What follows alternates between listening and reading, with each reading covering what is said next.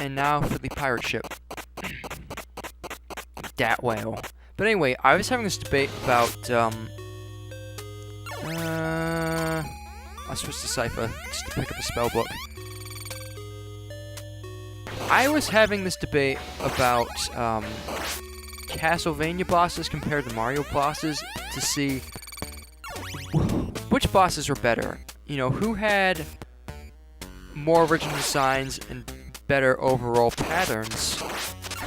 And I honestly couldn't make a decision because for what, you know, the games are different, so what they're going for is they have to have different patterns and different types to fit the gameplay. Like, I don't think you could have a Castlevania... Oh, the first death of the game. I don't think you could have most Castlevania bosses working as a Mario boss because, you know, you're relying on different conventions. And changing those conventions just either makes it too difficult or impossible. So, that still brings me to the design of the Castlevania bosses. They're really good.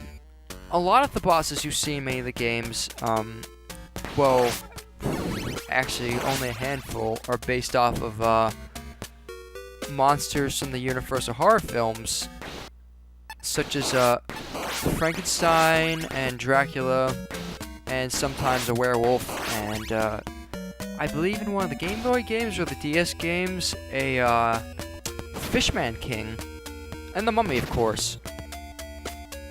But there's also a lot of bosses that draw off of mythology, I apologize, religion, and even some unique ones. Take for example, Cantafaloon, I don't think that's correct, from Castlevania Symphony of the Night, aka Legion. Sure, the name and the concept are based off of the demon from the Bible, but I can't imagine that's how the real demon actually looked. Cantafaloon is this squid-like membrane surrounded by, you know, a large shell of corpses. And that's just a very unique design, and for the game I thought it worked very well. And you know, there's also Beelzebub, Lord of the Flies, and... oh, that's just a shame, because I knocked it down. Katsumaru, I don't think that, Katsurama, the Raven King, and like that. And for this game, you know, we have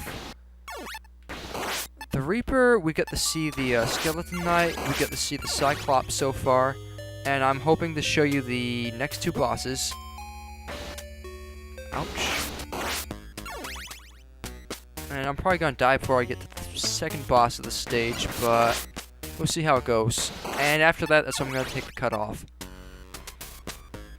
Now this is a good level design. It's a haunted ship.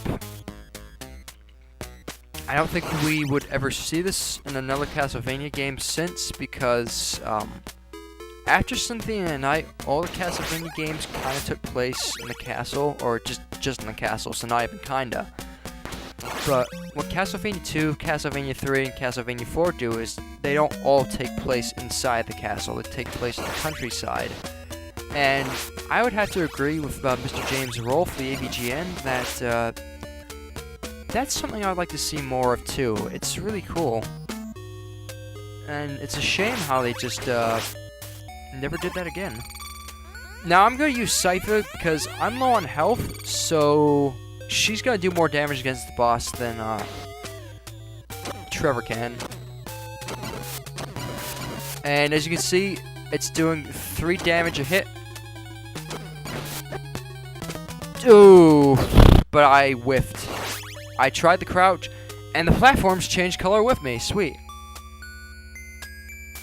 There we go. That's what I need. I'll go for the whip upgrade after I kill Medusa. And that was Medusa. It was not a male Naga. I apologize. Now I'm just being a troll.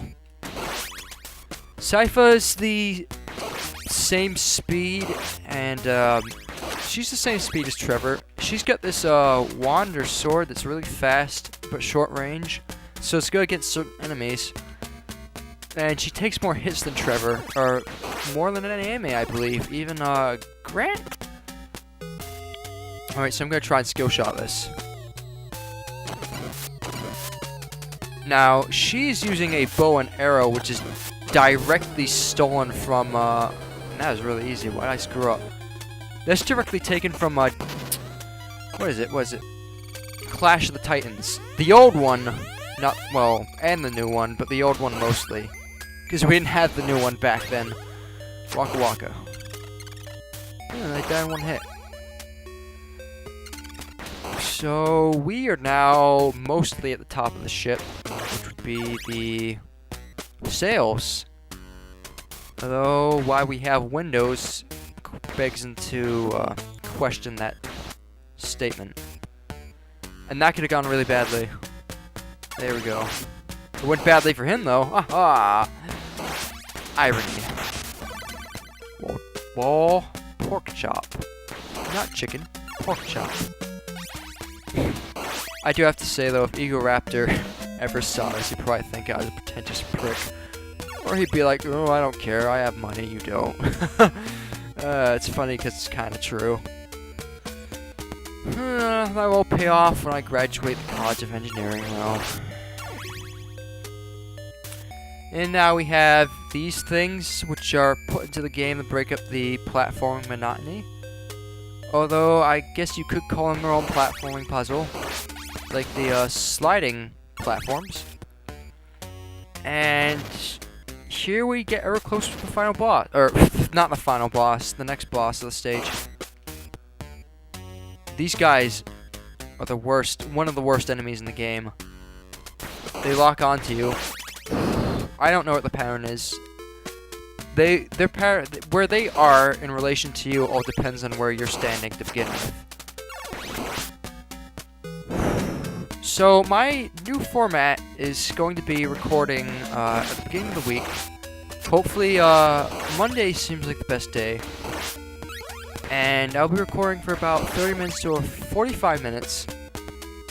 Or until I feel like it. And I'll try to edit and upload a video every other day until I get back to Monday.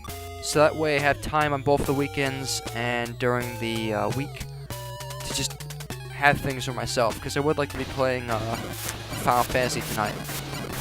And as you can see, we have the mummy. Ooh, I screwed up on that. Their pattern is much more manageable than it was in the first game, because you're not spawned right in front of them, or in between them actually. And he'll be doing that again. And look who's back! And this time with an orange barrel. Keep that in mind. Ooh.